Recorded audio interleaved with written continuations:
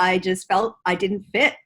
And I think that feeling of not fitting stemmed from me being very artistic and very creative in a very traditional, academically oriented family, and not ever feeling like I was good enough, that I wasn't getting the perfects in the maths and the sciences and stuff. But I was very creative, and I was probably too creative at times for my parents. Because it sounds like there's some difficulty there that, made you just like, you know what? I am so done being this old version of me. I am so ready to one up this and go to the next level.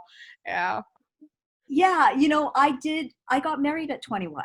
I had a traditional arranged Indian wedding. Okay, interesting. Yeah.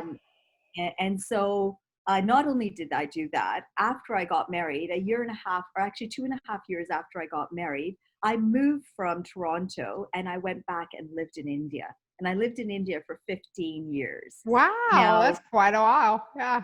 Yeah, and I went from a very established, well-off family upbringing to a very poor rural lifestyle. So I went from 3,000 square feet, which is what I grew up with my parents, to 500 square feet, a government issued railway quarter with absolutely no running water. When I moved to India, I went from speaking English, being in this environment, to a very rural place.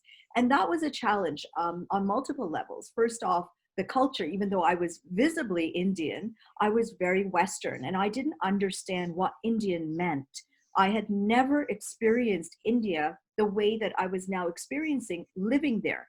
Visiting a country and living in a country are two very, very diametrically opposite sort of situations. Well, there's different rules and regulations too. And now in India, I want to ask this because I imagine a lot of people that are listening in on the podcast or watching this video might have the same question. In India, is there any like rules against women like going after those higher positions? Leave me alone. I want to live the rest of my life on my own terms. Now, was she always like the one that was just like, hey, you shouldn't dress like this, or maybe you should put on a little bit of makeup, or, that's, you're looking a little bit fat there, like some moms do. Yeah, you know what? The thing is that I don't blame her. It's because she came from that background, right? So when I started to become more and more public in terms of I became a public figure. I was becoming more and more visible. So for a family that does not even share when they go on vacation with anyone, you just don't tell them. And there I was telling everyone, oh, we're going off to Florida, or we're going off to here. And my parents would be like, why did you tell them that? And I'd be like, so what if they knew, right? Why not? Right? Situation. Perhaps it would have been better had I left when the children would have seen both of us in our best, and would have had the best of both of us, and would have had the dialogue of us seeing each other in our best. Because what ended up happening was that boys grew up into adult men with messaging that's not correct. So to this day, some of the things that I have issues with continue to be that my children, they're in their head, the story of what happened has become solidified on facts that are not true. Okay. And it had fallen into salt or snow that had come into the garage, and it had destroyed a couple of the paintings, but they were stuffed into the back, and just not at all respected in any way. And these are some of the paintings that I use in my teaching now when I'm coaching, because one of the paintings is called Emotion, and I do that when I do my Harnessing Your Inner Ninja. Realizing that I've been walking around with a book in my head for a long time.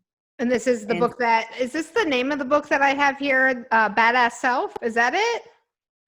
How to be your badass self using your inner energy for branding success. And so it takes you on a journey from the you, which is the internal, to the you on the external or your brand. And you're talking about why personal branding is important, but how personal branding affects your company branding as well. Just keep believing in your dreams, keep living your voice, and being true to yourself, your authentic, true, kind, compassionate self to every single person that crosses your path. And you're going to see that as you do that, you're going to light someone's life. And that's the best message that I could say. Thank you. Thank you, Anne.